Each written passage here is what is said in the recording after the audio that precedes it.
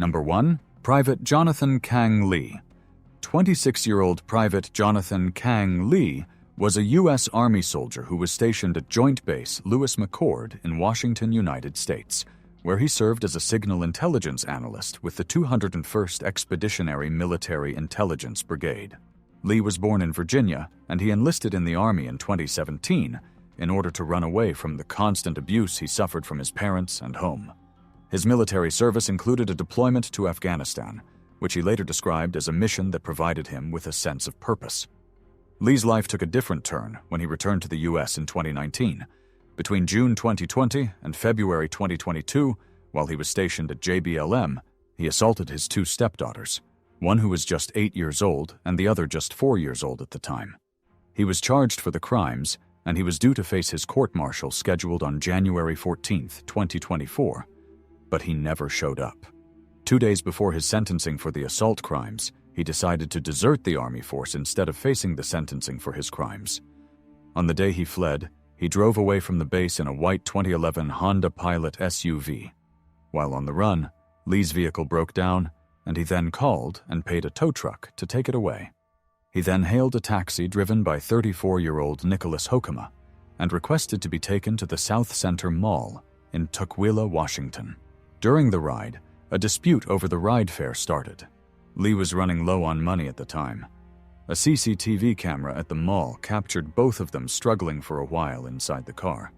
Lee then used a knife on Hokema multiple times, resulting in his death, and left his body in the mall's parking lot before stealing the taxi and fleeing the scene. The next morning, the police discovered Nicholas's body at the parking lot of the mall, and an investigation was immediately launched for the murder. While on the run, Lee was found guilty for the assault charges against his stepdaughters and was convicted in absentia and sentenced to 64 years in prison and dishonorably discharged and removed from all military pay and benefits. After he left the murder scene, he drove to his girlfriend's house and abandoned it. The police traced the victim's car to Redmond, north of Seattle, where his girlfriend was living, and they found Lee there. Upon attempting to arrest him, Lee resisted, and he even jumped from a 2-story window and attempted to grab the officer's gun, but was subdued and arrested. In April 25, Lee pleaded guilty to charges including murder, desertion, resisting arrest, and failure to obey lawful orders. During his trial, he confessed to Mr. Nicholas's murder, stating that Nicholas was unarmed and just wanted to get his money before he decided to murder him. He was sentenced to life in prison with the possibility of parole to be served consecutively with his previous 64-year sentence. He will be eligible for parole no earlier than 2045. As of April 2025, Lee is incarcerated at the United States Disciplinary Barracks in Fort Leavenworth, Kansas. He has served approximately 1 year and 3 months of his combined sentences. Number 2. Sergeant Joseph C. Bozicevich.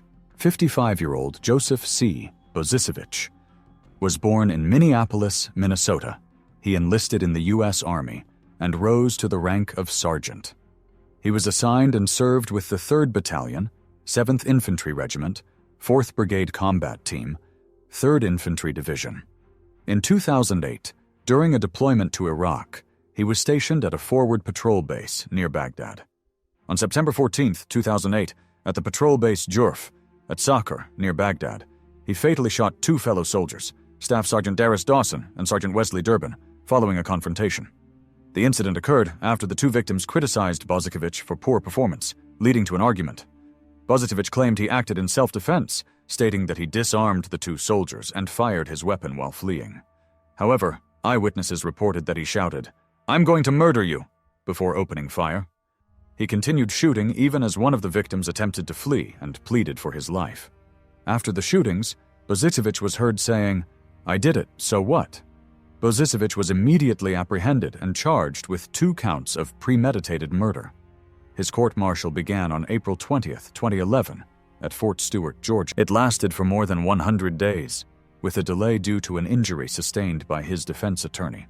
During the trial, Bozicevich claimed self-defense, alleging that the victims had threatened him with their firearms, but he disarmed them with some karate moves, then grabbed his rifle and fired blindly while fleeing, stating that he sprayed and prayed. However, the prosecution presented substantial evidence, including the eyewitness testimonies and even Bozicevich's own statements, undermining his defense. On May 25, 2011, the military jury convicted Bozicevich of 2 counts of premeditated murder. He was sentenced to life imprisonment without the possibility of parole, reduced in rank to private, dishonorably discharged, and forfeited all pay and allowances. After he was sentenced, he humbly requested permission to briefly see his son before he was taken to jail, and the government attorneys granted his request. As of April 2025, Bozicevich has served approximately 13 years and 8 months of his life sentence. Given the nature of his sentence, he is expected to remain incarcerated for the remainder of his life. He is currently incarcerated at the United States Disciplinary Barracks at Fort Leavenworth, Kansas. Number 3. Eddie Ray Routh. 30-year-old Eddie Ray Routh was born in Lancaster, Texas.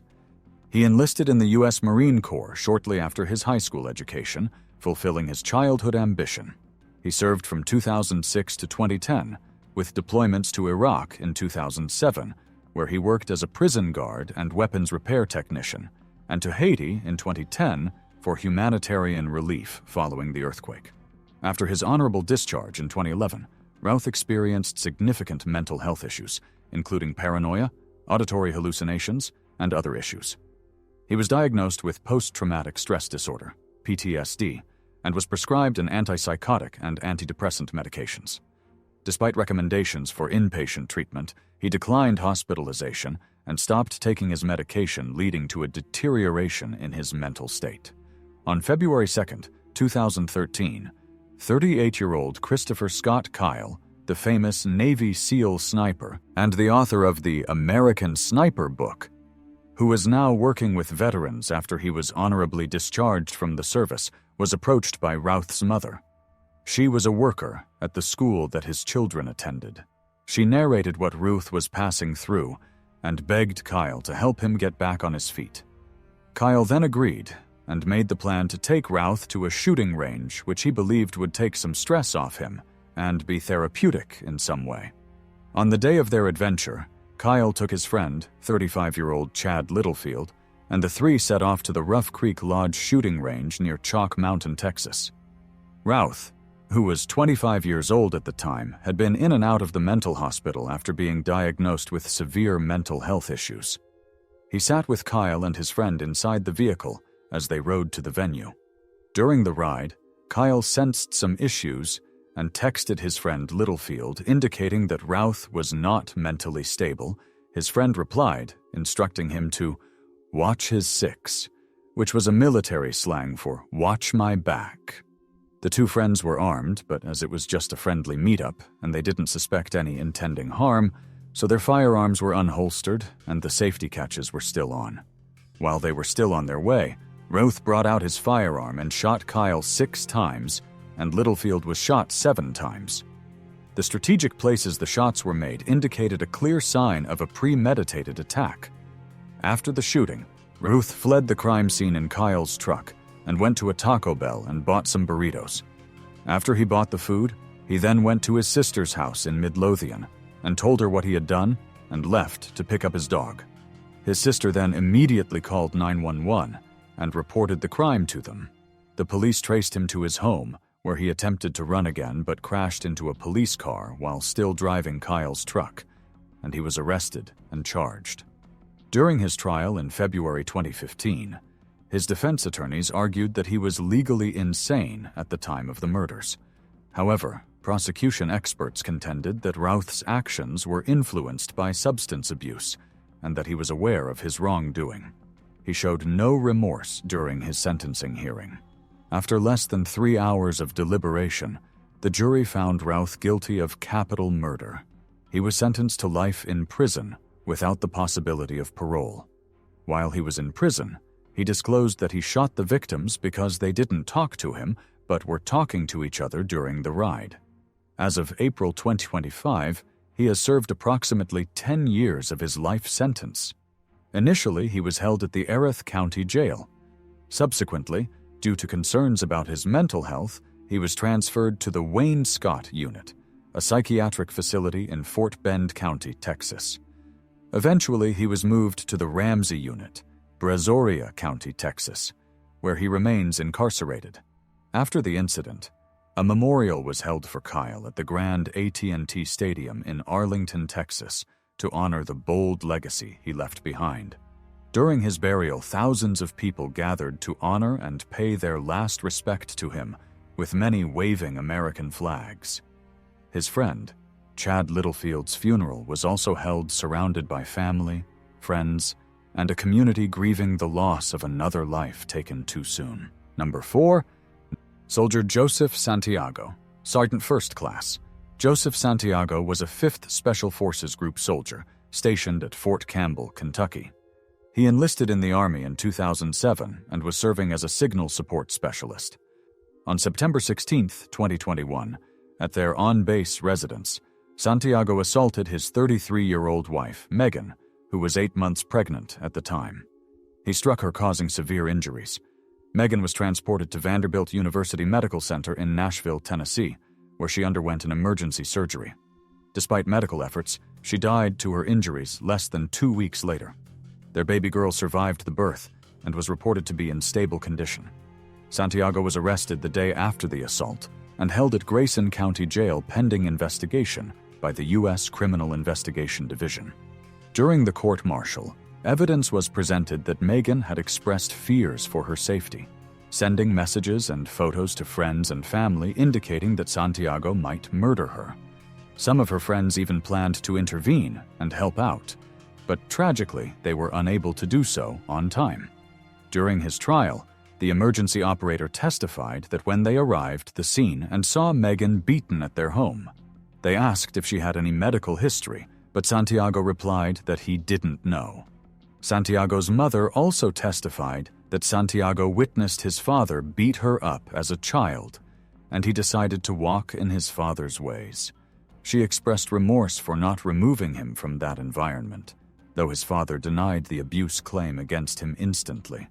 Santiago himself expressed deep remorse in court, apologizing to Megan's family and acknowledging his failure as a husband and father.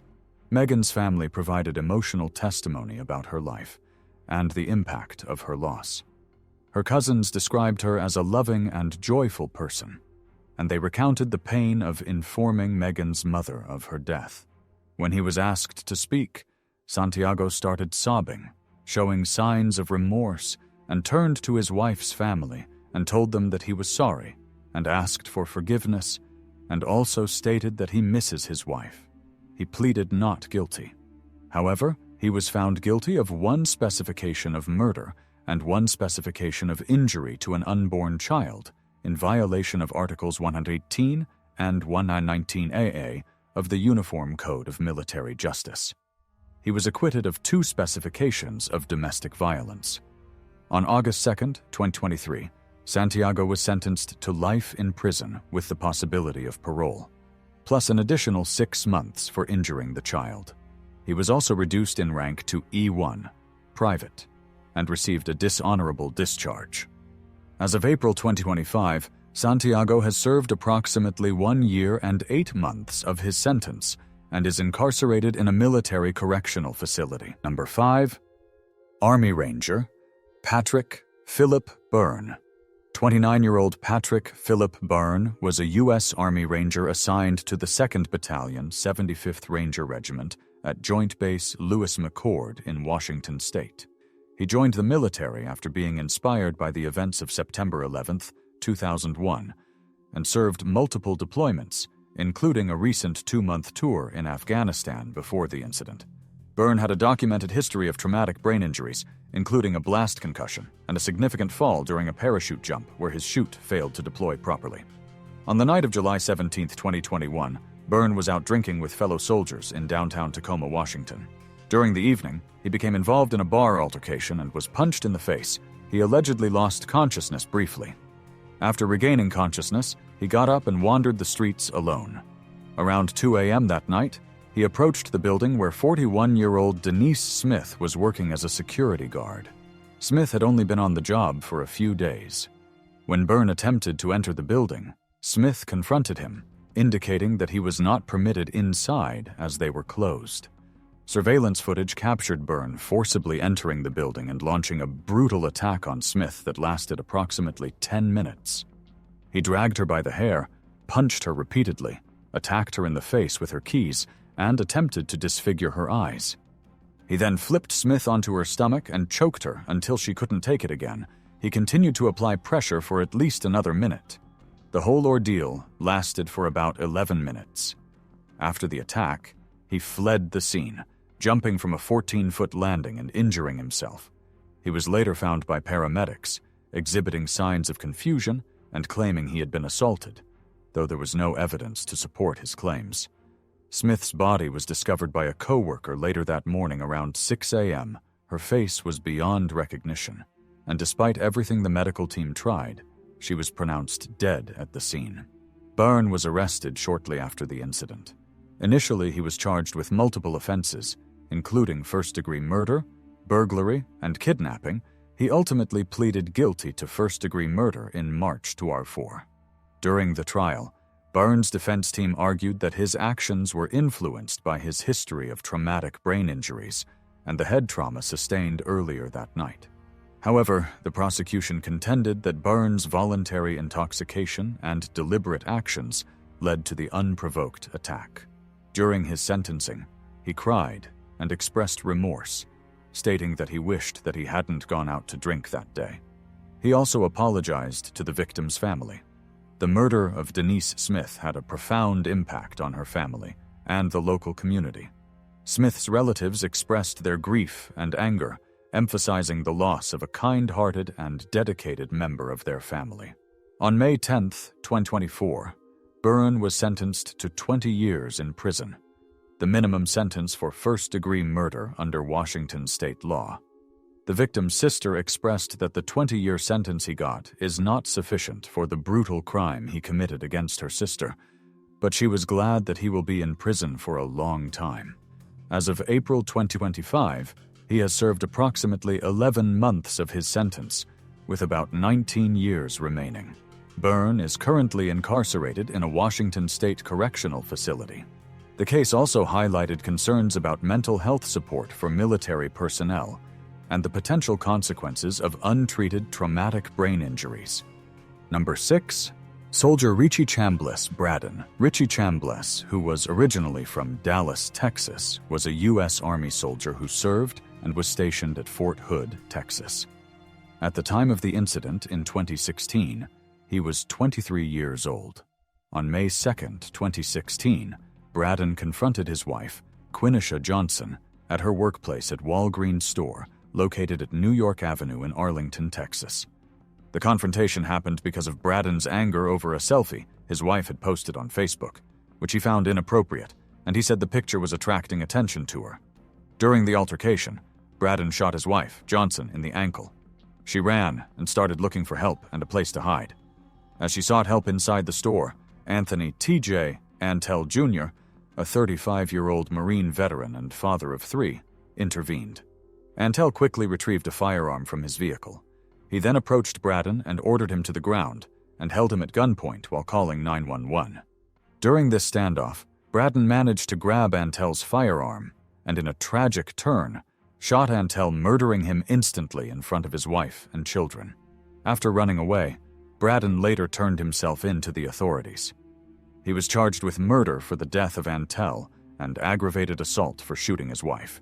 During the trial, he claimed self-defense, asserting that Antell had pointed the firearm at him. However, the prosecution argued that Bradden's actions were deliberate and unjustified.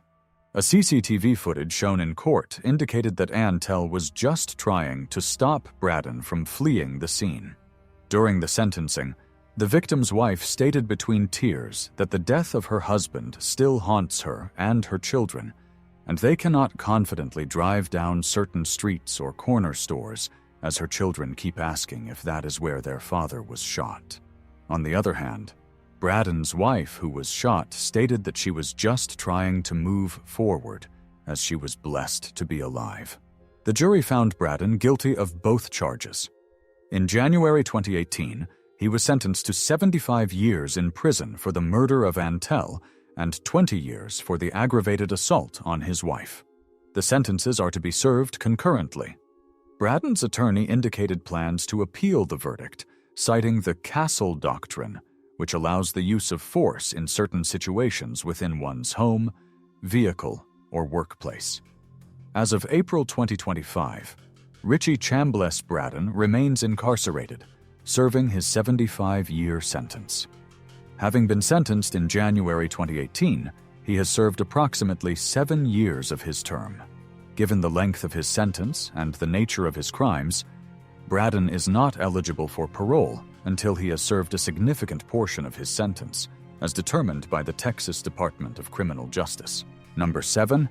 Soldier Frank Ronghi. 57-year-old Sergeant Frank Ronghi was born in Niles, Ohio, and was a U.S. Army soldier assigned to the 3rd Battalion, 504th Parachute Infantry Regiment of the 82nd Airborne Division, stationed at Fort Bragg, North Carolina. In January 2000, while on peacekeeping duty in Vitina, Kosovo, Ronghi committed a heinous crime that shocked the international community. On January 13, 2000, Ronghi entered the apartment building of an 11-year-old ethnic Albanian girl, Merita Shabiu, under the pretense of searching for a 23-year-old woman with whom he had been flirting with. Failing to find the woman, Ronghi encountered Merita and lured her into the basement. There, he assaulted and murdered her. He then hid her body under a stairway, covering it with flour to conceal bloodstains. And later he returned and placed her remains in 2 flour sacks, which he buried beneath the snow on a nearby hilltop. He was arrested after he did not attend their routine patrol, as he was trying to hide the body. He was stripped of his pay, rank, and was dishonorably discharged from the Army. During his court-martial, he expressed little or no remorse, but apologized to the victim's family and asked that they should forgive him. He also stated that prior to the incident that he has not been found guilty of any other crime, and he has not committed any crime before stating that he knew that what he did was wrong, which is why he pleaded guilty. The 6-officer panel deliberated for less than an hour before they all sentenced him to life in prison without the possibility of parole. As of April 2025, Frank Ronghi has served over 25 years of his sentence, and he remains incarcerated, serving his life sentence. Number 8. Staff Sergeant Ulises Moore Ramirez. 49-year-old Ulises Moore Ramirez, who was born in Mexico, served as a staff sergeant in the U.S. Army specializing as a construction engineer. Between 2013 and 2014, he was assigned to the 1st Engineer Brigade at Fort Leonard Wood, Missouri. During this period, his role involved overseeing construction projects and mentoring junior soldiers within the brigade. In his tenure, he committed numerous offenses involving children across the United States. He would regularly pose online as a teenager, using explicit language to request for images from children. He carried out this act on over 19 victims, whom were all children. His actions came to light when a parent in Sioux City, Iowa, noticed the activity and reported the suspicious online interactions involving their child. This report led local authorities to identify Moore Ramirez as an active duty service member, prompting an investigation by the Army's Criminal Investigation Division. The investigation uncovered extensive evidence, including digital devices and communications with victims. He was scheduled for arraignment in April 2015, but he decided to run and deserted the force before the hearing, leading to his placement on the Army's most wanted list. After almost 10 years of being on the run, he was apprehended in July 2024 at the U.S.-Mexico border. He had fled to Mexico, staying with family to evade U.S. law enforcement. Upon learning that Mexican authorities were searching for him, he was found hiding near the border, identified himself, and was returned to military custody. He admitted to various offenses during interviews with CID officials. On February 19, 2025, during a court-martial at Fort Leonard Wood, Moore Ramirez pleaded guilty to 12 specifications of abuse of a child and other charges leveled against him.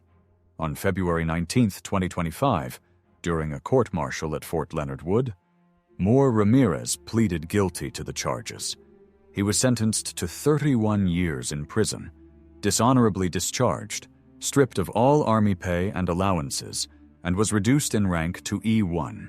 Additionally, he will be required to register as an offender upon release. As of April 2025, Moore Ramirez is incarcerated at the United States Disciplinary Barracks in Fort Leavenworth, Kansas, serving a 31-year sentence following his court-martial conviction. Number 9. Soldier Jordan Hennings. 34-year-old Jordan Michael Henning was a staff sergeant in the U.S. Army, assigned to the 1st Army Division East at Fort Knox, Kentucky. He enlisted in the Army in 2008 and completed multiple deployments. His wife, Ashley Henning, also served in the military, working with the U.S. Army Human Resources Command at the same base. Both were active duty service members at the time of the incident. In the years leading up to the incident, Henning reportedly experienced significant emotional distress.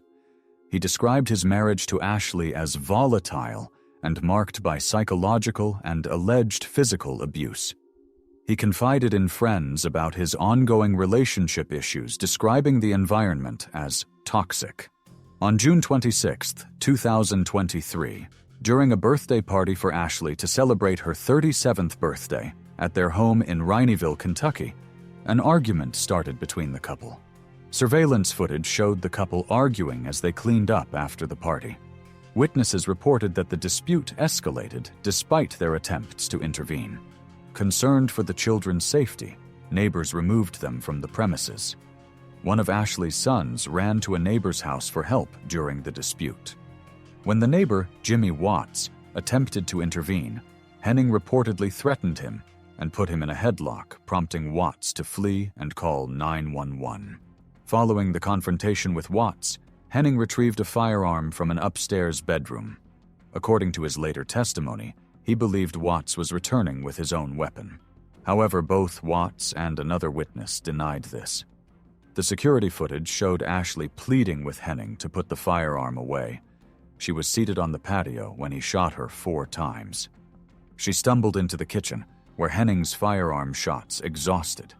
He left the room, reloaded, and returned to fire a final shot before spitting on her body. The entire incident lasted several minutes and was captured by interior surveillance cameras. Law enforcement responded to a call at approximately 9:45 p.m. Upon their arrival, they found Ashley inside the home with multiple gunshot wounds. She was transported to a hospital, where she was pronounced dead. Jordan had fled the scene after the shooting, but he was located about a mile away. Upon apprehension, he made statements expressing remorse for harming his wife.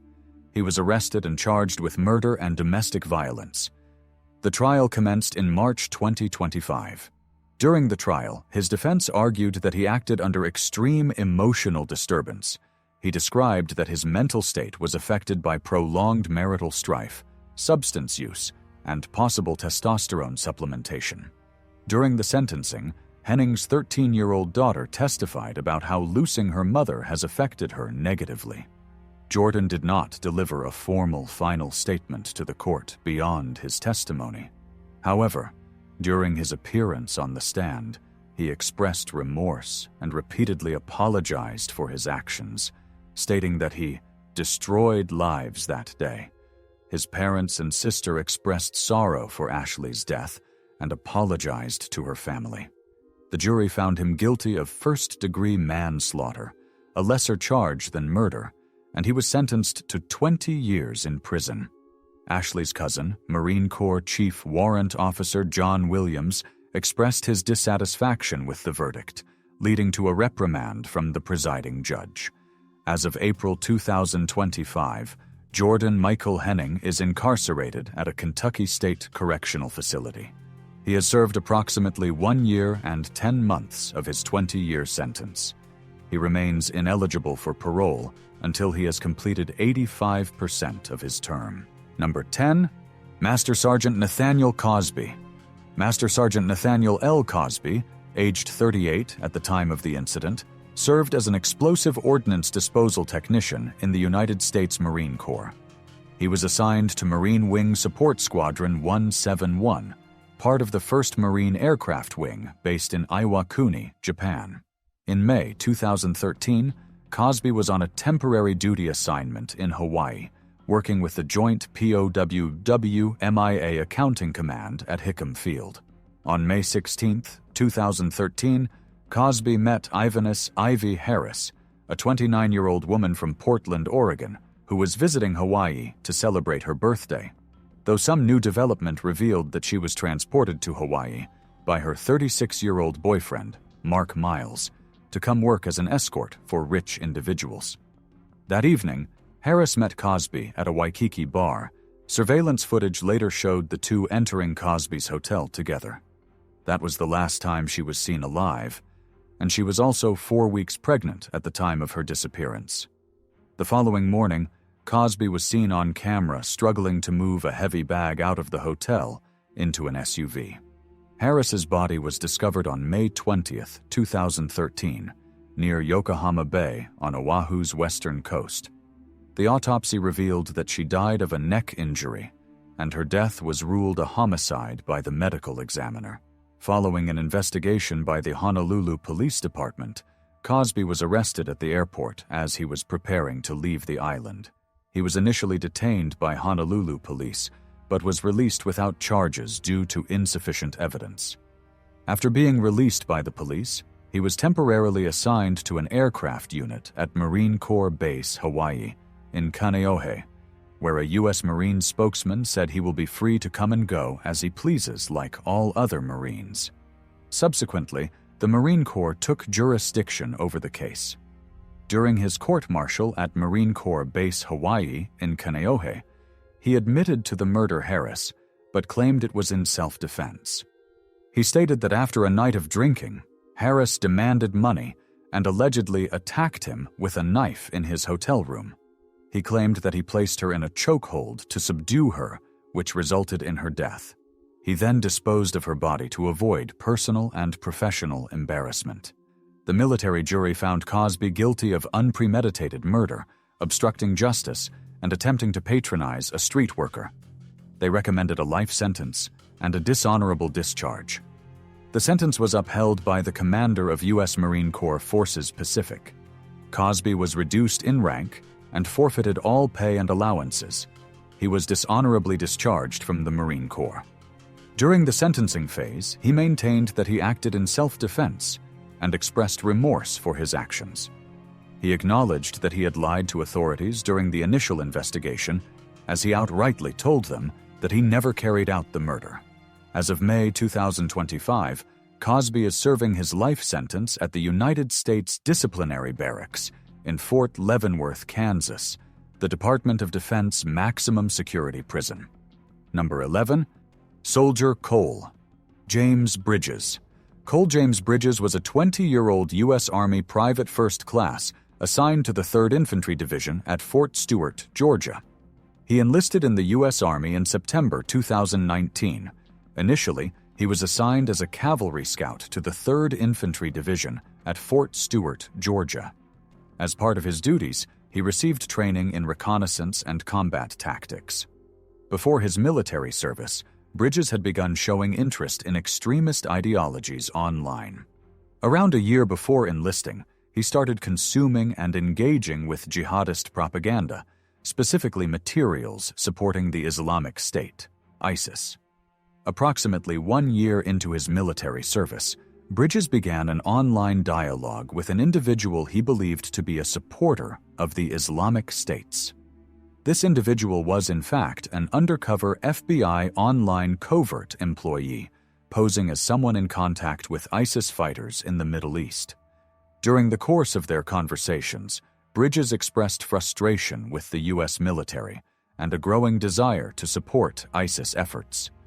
Between 2020 and early 2021, he provided the undercover agent with U.S. Army training materials, including excerpts from manuals, tactical combat advice, and suggestions for attacking U.S. military personnel.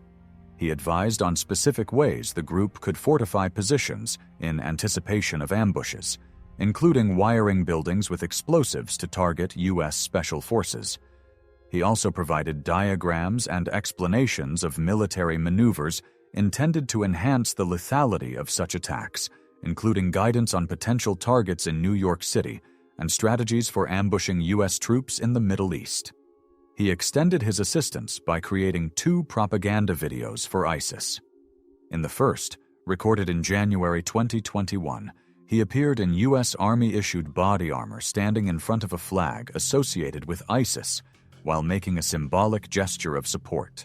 In the second video, he narrated using voice manipulation and expressed ideological support for the group and endorsed the anticipated attacks on U.S. forces.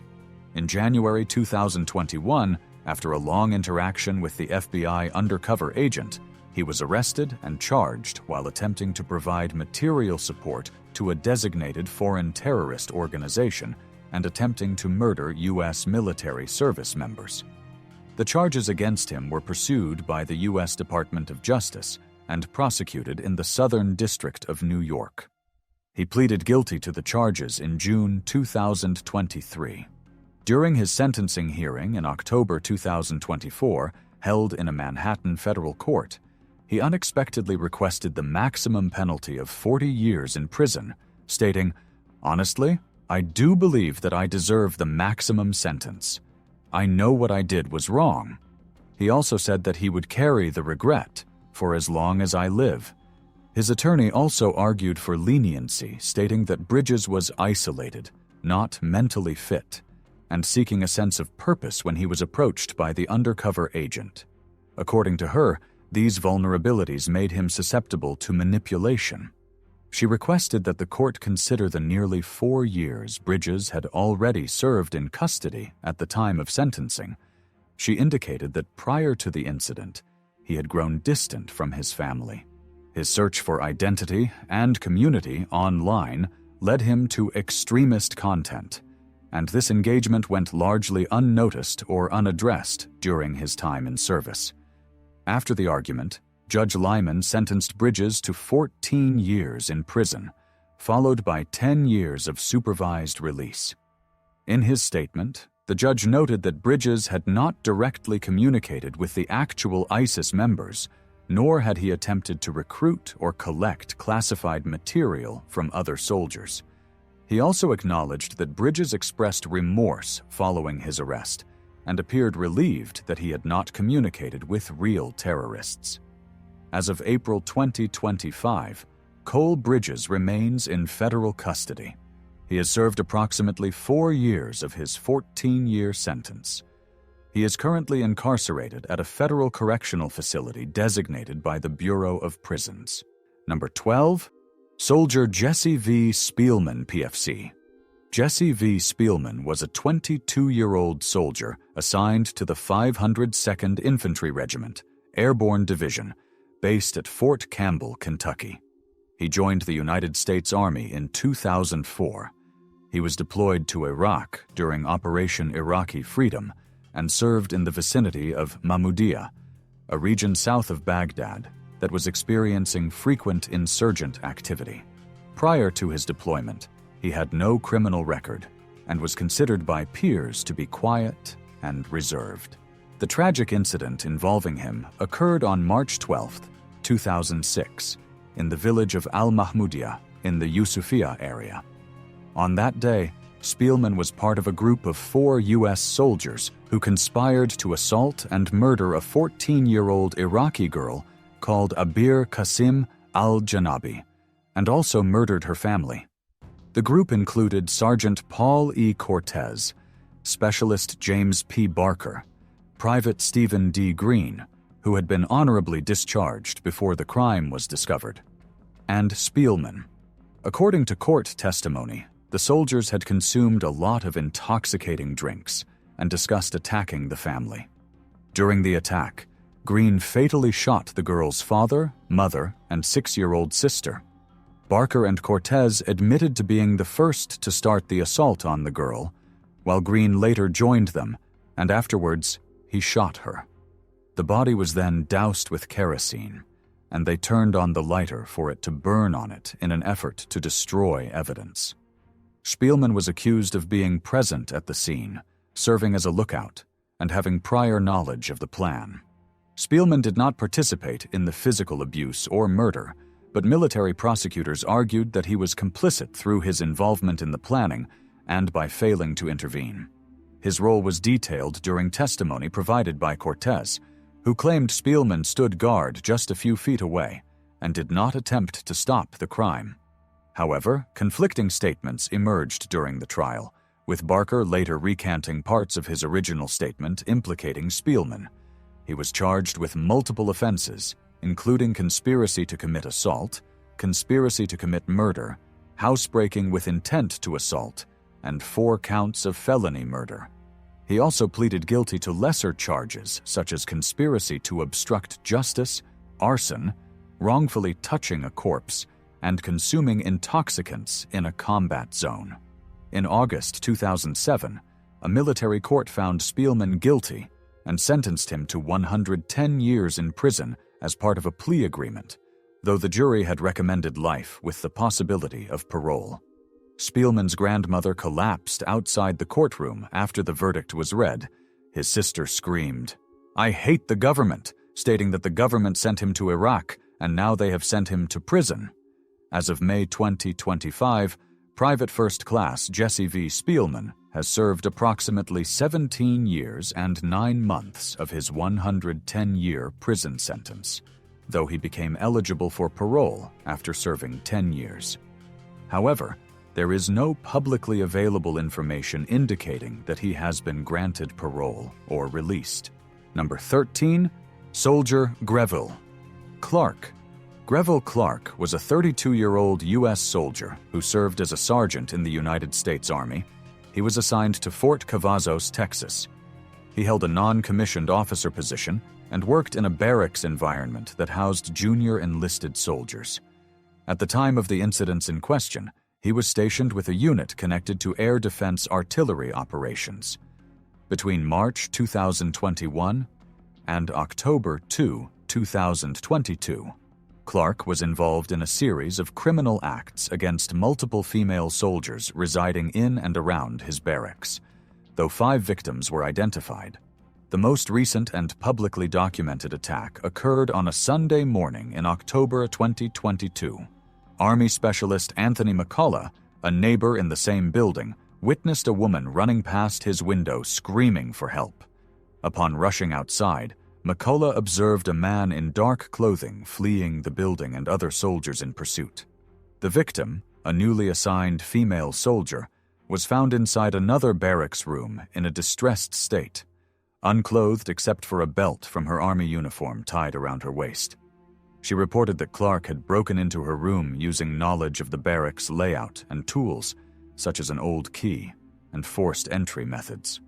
Clark restrained her, pointed a firearm at her head, blindfolded her, demanded financial account details, and stole approximately $14,000. He also took inappropriate pictures of her. He then forced her to undress and shower according to his instructions. After this, he told her that he would be taking her to where he would murder her. He attempted to fit her into a suitcase when it didn't work. He began preparing a large storage container in which he intended to transport her. At that moment, she escaped and fled the room, leading to Clark to run from the scene.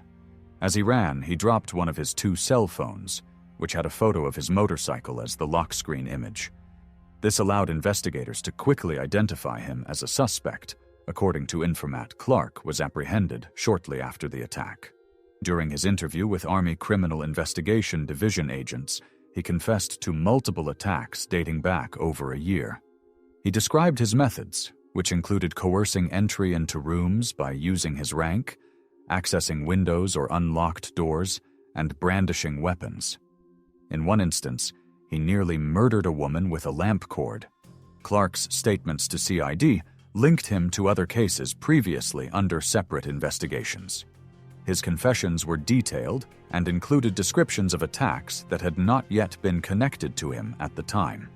During his investigation, it was reported that the barracks basically had no security, including no cameras and in some cases, no appropriate locks were used for the doors.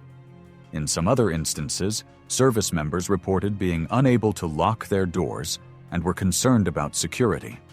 Clark was charged with 37 counts, including attempted premeditated murder, assault, robbery, kidnapping, burglary, attempted unlawful use of an access device, unlawful recording, violation of a general regulation, obstruction of justice, and aggravated assault.